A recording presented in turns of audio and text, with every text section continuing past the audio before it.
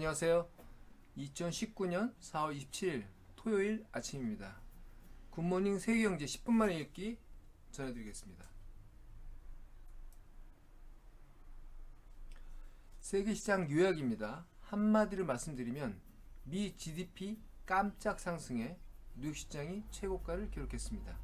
주요 이슈별로는 미 경제지표, 경제성장지표가 GDP가 깜짝 상승했지만 그 내용에서는 다소 부정적인 견해가 대두되고 있습니다. 그래서 수출입과 재고지표 등 일시적인 요인에 의해서 깜짝 상승했다는 내용이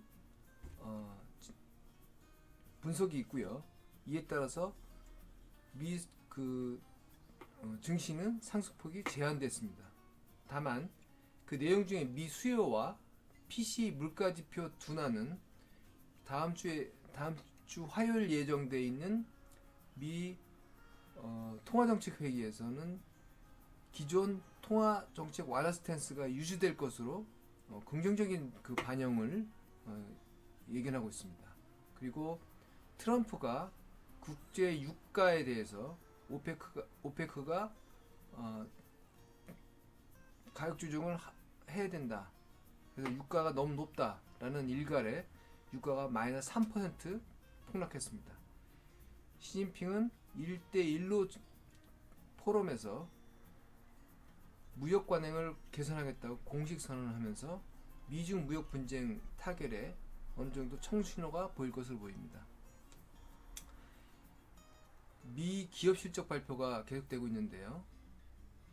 긍정과 부정의 내용이 혼재된 가운데 전반적인 추세는 그래도 아주 최악은 면했다라는 분위기가 계속되고 있습니다.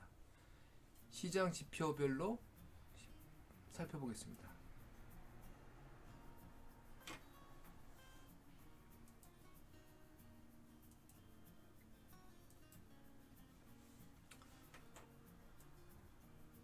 달러 지수는 0.13% 하락했습니다. 최근까지 달러 지수가 많이 상승해서 급상승해서 글로벌 시장에 부담을 많이 주고 있습니다. 미 뉴욕 증시는 다우존스, S&P 500, 나스닥 종합지수 러셀 2000 공이 상승했고요.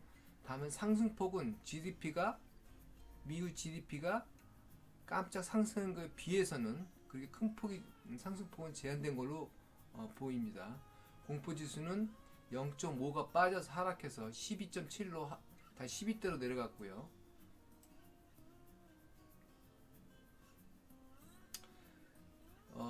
유럽 증시는 소폭 강세를 보였습니다. 다만 중국 증시가 계속 하락세 1.2% 하락했습니다.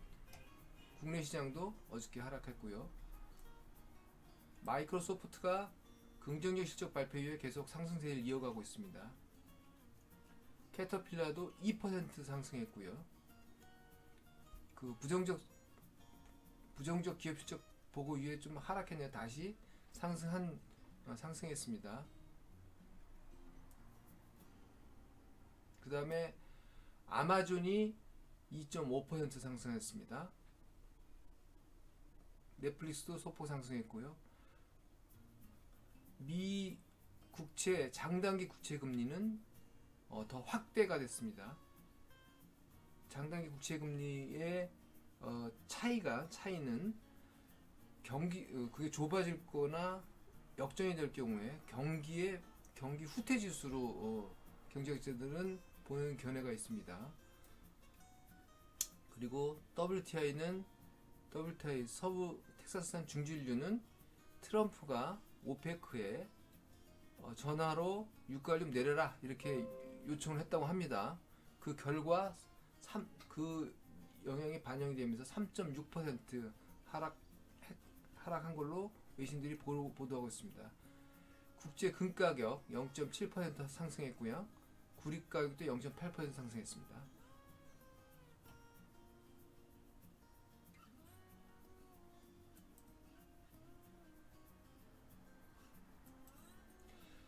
S&P 500 섹터별로 보면 섹터별로 보면 유가 하락에 따른 에너지 지수가 큰 폭 하락한 거에 했고, 그 뒤에 세부 내용에도 알겠지만 보이겠지만 인텔 등의 큰 폭 하락 영향으로 IT가 하락했습니다. 그리고 그동안 헬스케어가 지속적으로 하락해 왔는데 헬스케어가 좀 상승했고요. 금융주가 상승했습니다. 오랜만에. 네. 그래서 전체 11개 섹터 중에 2개 섹터가 에너지주가 큰 폭 하락한 거 외에 뭐 11개 섹터, 10개 섹터, 9개 섹터는 상승했습니다. 시장 뉴스로 살펴보겠습니다. 마켓워치 S&P 500과 나스닥이 기록치를 최고치를 기록하며 마감했다. GDP 데이터가 뭐 부정적인 기업 실적을 상쇄했다, 이런 내용입니다.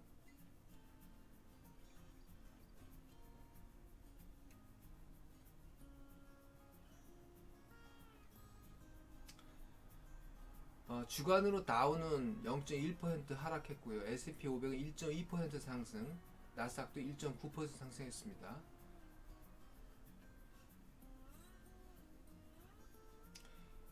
미국 경제는 그 기대했던 것 이상으로 상승했습니다. 3.2% 상승, 미 GDP 경제 성장률이 3.2%로 기록했고요.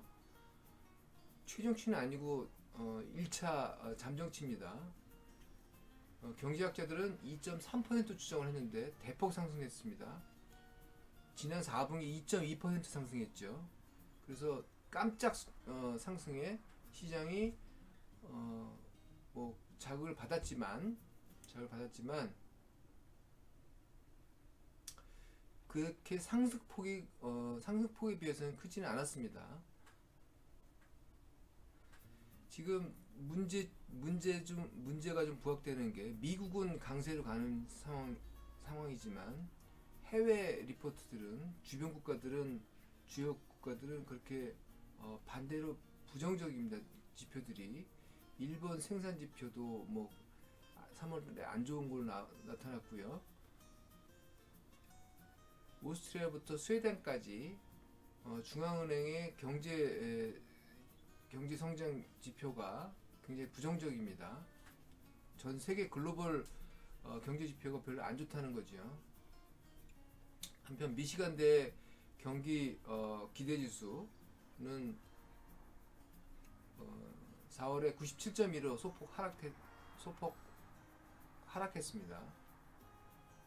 소비 지표는 미국 경제에 굉장히 중요한 영향을 미칩니다. 나중에 자세히 2부에 살펴보겠지만 경기 지표에도, 미 성장 지표에도, GDP 지표에도 소비가 그렇게 큰 기여를 하지 못한 걸로 나왔습니다. 기업 실적 지표는 낮아진 기대를 계속 대개 상승하고 충족하고 있다라는 얘기고, 인텔이 큰 폭 하락했습니다. 엑슨모빌도 간밤에 그 유가가 빠지면서 큰 폭 하락했고, 물론 여기도 그 기업 실적 발표를 했습니다. 발표하면서 그것도 실적이 안 좋았습니다. 그 시장 전략가들의 얘기가 시장 분위기를 반영한 얘기들인데요. 인텔 어닝이 기술주에 큰 충격을 주었다. 특히 인텔의 내용은 데이터 센터 비즈니스, 즉 클라우드 관련, 미래 수종산업이라고 할 수 있는 클라우드 관련 산업들에 대해서 부정적인 내용이 담겨 있었습니다. 그래서 인텔이 큰 폭 하락했고요. IT 업종에 대해서도 이런 쪽이 좀 부정적으로 영향을 미칠 것으로 보입니다. 그런 내용을 담았습니다. 이트레이드의 마이크 로웬파트는 어, 뭐 GDP와 어닝 실적은 대체로 긍정적으로 보인다고 하고요. 다만 우리가 비즈니스 사이클에 어디에 있는지는 잃지 말아야 된다. 지금 미국 경기의 후반에 와 있다고 합니다. 후반에 와 있다고 하는 게 지배적인 관측 분석이죠. 많은 섹터들이 여전히 미래의 기대는 완화되고 있고 2019년에 강하게 출발했지만 앞으로 어떻게 될지는 아무도 모른다. 뭐 이런 얘기입니다. 종목 중에 우버에 대한 얘기가 있었고요. 그 다음에 포드가 11% 상승했고 아마존은 2.5% 추가 상승했습니다. 전 실적 발표 이후에 장 마감에도 상승했고 추가 상승했습니다. 아시아 시장 대체로 약세를 보였고요. 크루드 오일 원유 가격이 3% 이상 하락했습니다. 이상이 마켓 워치가 보도하고 있는 내용이고요. 로이타의 시장 뉴스는 또 뭐 대동소이합니다.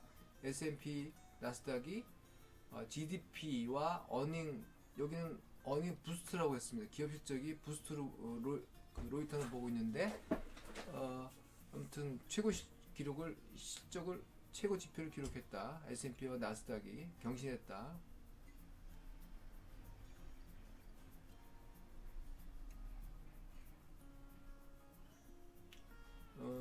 미 경제 성장에 대한 강한 리포트가 있었고, 특히 기업 이윤의 회복성에 대한 레질리언트, 탄력성, 원래 상태로 돌아오는 걸 얘기합니다. 그거에 대해서 주간 주식 상승세가 유지됐다. 다만 인텔은 큰 폭 하락했고 아마존은 큰 폭 상승했으며 월트 디즈니도 최근에 어벤져스 발표 이후에 박스오피스 실적이 좋으면서 매출 실적이 좋아지면서 영업 매출 실적 관람객 수 얘기하는 거죠. 박스오피스 하면서 굉장히 월트 디즈니도 상승했습니다. 주가가 좋아졌습니다.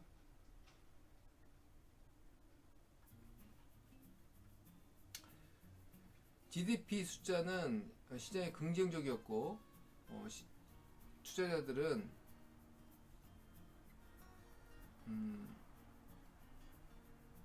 시대는 다소 부정적인 뉴스 실적 보고가 있지만 어닝스에도 대체로 만족하고 있다. 정말 낙관론의 시장을 계속하고 있지만 다소 자기 충족적인, 자기 만족적인 분위기도 있을 수가 있다. 그런 거를 시장이 계속 상승하는 거에 대한 반발 주의죠. 우려가 이제 점점 커지고 있습니다. 2018년에는 미 연방준비은행과 미중 무역 분쟁 때문에 큰 폭 하락했었는데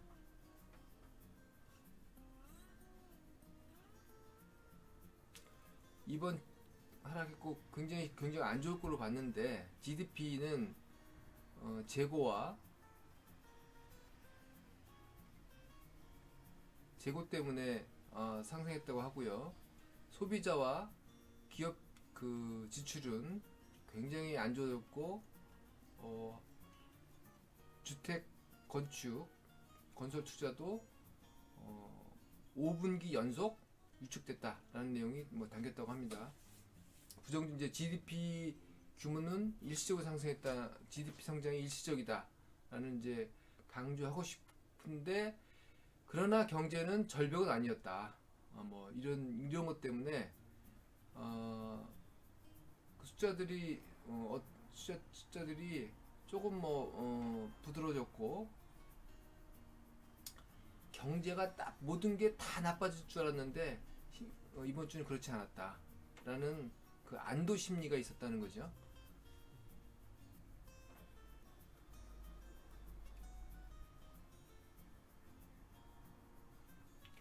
자, 이제 무대는 시어터 무대는 어닝 시즌에서 다음 주 다시 다음 주에는 페드 미팅 연방준비위원회 FOMC로 옮겨갈 것이다 라는 얘기입니다.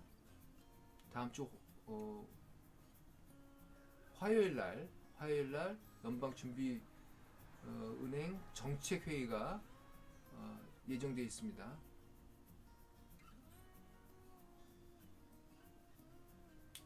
아마존이 큰폭 상승하면서 경기 소비재가 상승했다는 내용이고요. 포드도 큰폭 상승했습니다. 이날 S&P IT가 하락했는데 그 키데이터 센터 비즈니스에 대한 부정적인 전망 때문에 하락했습니다. 에너지주는 유가가 하락하면서 1.2% 하락했고요. 월트 디즈니가 미국과 캐나디안 박스 오피스에서 6천만 달러를 기록했다. 수입을. 이번에 발표된 어벤져스 엔드 게임이 뭐 재밌나 봅니다. 예, 이것이 로이터의 미국 시장 뉴스였고요. 글로벌 뉴스도 뭐 대동소이합니다. 대동소이하고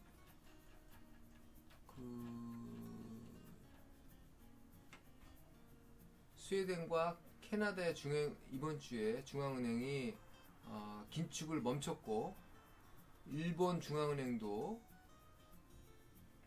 완화적인 스탠스를 유지하기 위해서 완화적인 스탠스를 유지하는 것에 대한 우려가 국내 외적으로 굉장히 마이너스 금리가 계속 유지되고 있기 때문에 거기에 대한 우려가 그거를 일소시키기 위해서 굉장히 일본 중앙은행이 애를 먹고 있다. 뭐 이런 내용입니다. 다음 주에 그 연방준비은행에 대한 연방준비은행은 신중한 스탠스 기존에 계속 유지할 것으로 전망된다. 라는 게 글로벌 뉴스였고요. 그 로이터의 주간 뉴스를 보면 S&P 500은 1.2% 주가 상승했고 헬스케어와 커뮤니케이션 서비스는 2018년에 새로 S&P 500에 만들어진 섹터입니다. 거기에 페이스북이나 넷플릭스 같은 컨텐츠 산업과 기존 방송 장비 산업이 같이 포함이 되어 있습니다. 그래서 헬스케어와 커뮤니케이션 서비스가 주간 좋았고 에너지와 소재 산업은 안 좋았다. 헬스케어가 3.7% 주간 상승했고 커뮤니케이션은 2.7%.